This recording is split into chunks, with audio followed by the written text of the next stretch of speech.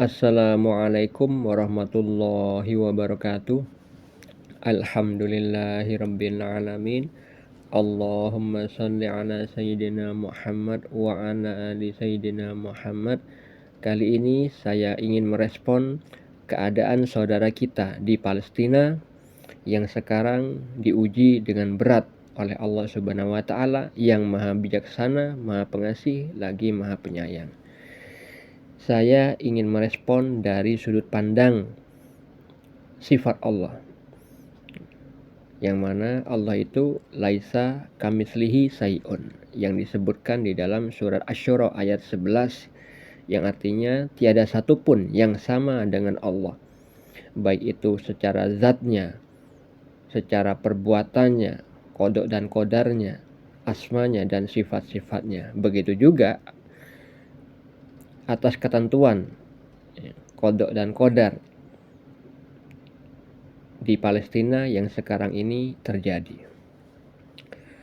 Saya lihat ada saudara kita yang mengatakan, kenapa pemimpin-pemimpin negara muslim kok diam saja, kok nggak langsung bergerak?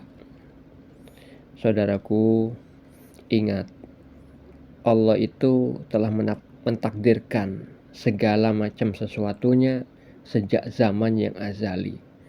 Itulah yang pasti terjadi, bukan atas kemauan kita. Sekeras apapun kita berikhtiar, kalau hal itu tidak sesuai dengan catatan Allah yang azali, tidak mungkin terjadi. Karena apa?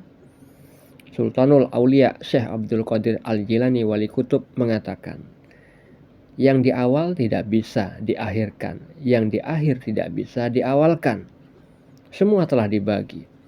Begitu juga Waliullah Syekh Ibnu Athaillah As-Sakandari di dalam kitab Al-Hikam menyebutkan betapa kuatnya himmahmu tidak bisa mengkoyak takdir. Nah, untuk itu saya perlu bacakan terkait dengan pernyataan para wali-wali tersebut. Hal ini sudah Allah firmankan di dalam surat Al-Ankabut ayat 53. Dan mereka meminta kepadamu supaya mereka diturunkan azab, kalau tidaklah karena waktu yang telah ditetapkan benar-benar telah datang azab kepada mereka. Dan azab itu benar-benar akan datang kepada mereka dengan tiba-tiba sedang mereka tidak menyadarinya. Saya ambil kalimat yang ingin saya bahas, yaitu terkait dengan apa yang saya katakan tadi tentang pernyataan para wali Allah itu. Kalau Allah itu berpegang kepada catatan yang azali, tidak bisa menyelesaikan kehendak kita, semau kita ingin cepat beres, enggak bisa. Maka di surat Al-Ankabut ayat 53 pada kalimat kalau tidaklah karena waktu yang telah ditetapkan benar-benar telah datang azab kepada mereka. Berarti Allah itu benar-benar menetapkan suatu perkara dari awal permulaan alam semesta yang diciptakan sampai kiamat nanti sesuai dengan catatan yang azali, tidak dirubah, melainkan kita yang harus merubahnya. Dengan apa? Menyesuaikan pola pikir kita, sudut pandang kita, sehingga memahami Allah itu laisa kamitslihi syai'un. Perbuatan Allah itu ada berbagai macam hikmah yang kita tidak tahu. Maka setelah kita membaca ayat yang tadi, bahwa Allah itu berpegang kepada ketetapan yang azali, nah ini sesuai dengan pernyataan Nabi. Sabda Nabi disebutkan di dalam hadis riwayat At-Tirmizi. Ketahuilah bahwa seandainya seluruh umat berkumpul untuk memberi suatu manfaat kepadamu, maka mereka tidak akan dapat memberi manfaat kepadamu kecuali dengan sesuatu yang telah ditetapkan Allah untukmu. Sebaliknya, jika mereka berkumpul untuk menimpakan suatu kemudaratan atau bahaya kepadamu, maka mereka tidak akan dapat menimpakan kemudaratan atau bahaya kepadamu kecuali dengan sesuatu yang telah Allah tetapkan atasmu. Pena telah diangkat dan lembaran-lembaran telah kering. Hadis riwayat At-Tirmizi. Coba lihat pada kalimat terakhir. Pena telah diangkat dan lembaran-lembaran telah kering. Ini terkait dengan takdir-takdir yang sudah Allah bagi sejak zaman yang azali. 50.000 tahun sebelum alam semesta diciptakan. Itu sudah dituliskan semua oleh kolamnya Allah, oleh penanya Allah.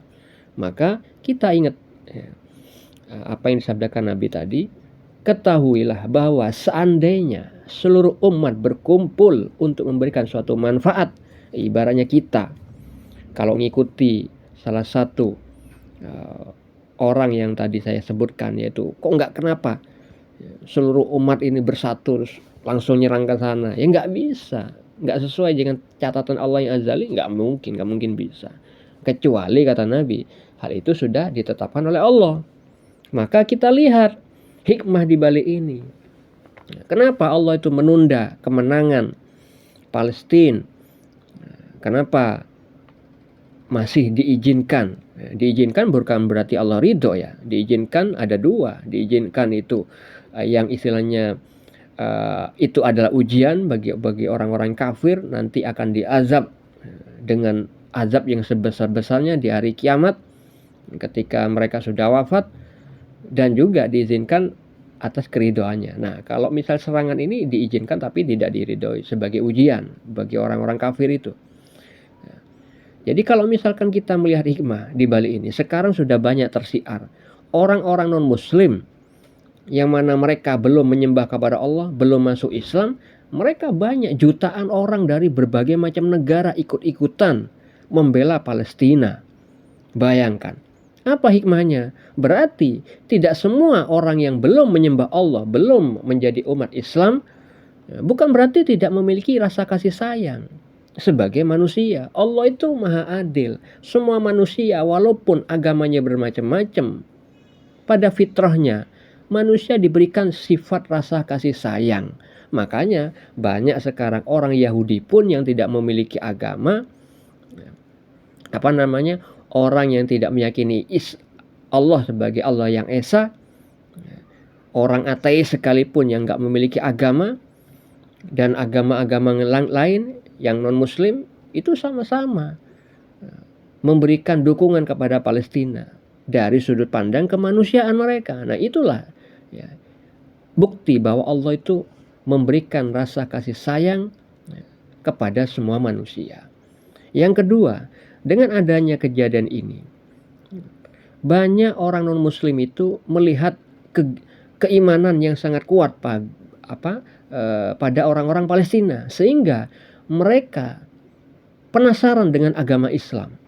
Akhirnya mereka mensyiarkan untuk bareng-bareng mempelajari Al-Quran. Bahkan ada orang non-muslim ingin belajar bahasa Arab gara-gara kegigihan, kekuatan iman orang Palestina.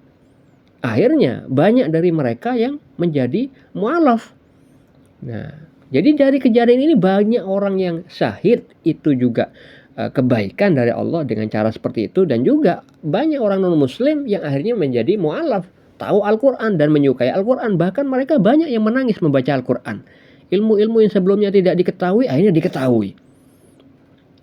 Nah, ini kita mengingat kejadian dulu serangan 11 September 2001 yang dikenal dengan kejadian 9/11 di World Trade Center ya. Gedung menara kembar Amerika Serikat yang dulunya ada pesawat yang dihantamkan ke gedung itu. Itu juga kan Allah izinkan terjadi. Akhirnya apa? Banyak orang non-muslim masuk Islam gara-gara ingin tahu seperti apa ajaran Islam, kok sampai seperti ini. Ternyata beda kenyataannya. Ternyata banyak yang menemukan kebenaran di dalam Al-Quran. Nah, seperti itu saudara-saudariku, beberapa hikmah yang bisa saya sampaikan. Padahal nanti-nantinya kemungkinan akan banyak lagi hikmah-hikmah yang lain yang akan terkuak. Karena Allah maha mengetahui, maha bijaksana, maha pengasih, maha penyayang. Ingat, maha berarti tidak ada yang lebih bijaksana, tidak ada yang lebih mengetahui, tidak ada yang lebih kasih sayang daripada Allah Subhanahu wa taala. Allah laisa kamitslihi syai'un. Tiada satupun yang sama dengan Allah. Semoga hal ini bermanfaat. Assalamualaikum warahmatullahi wabarakatuh.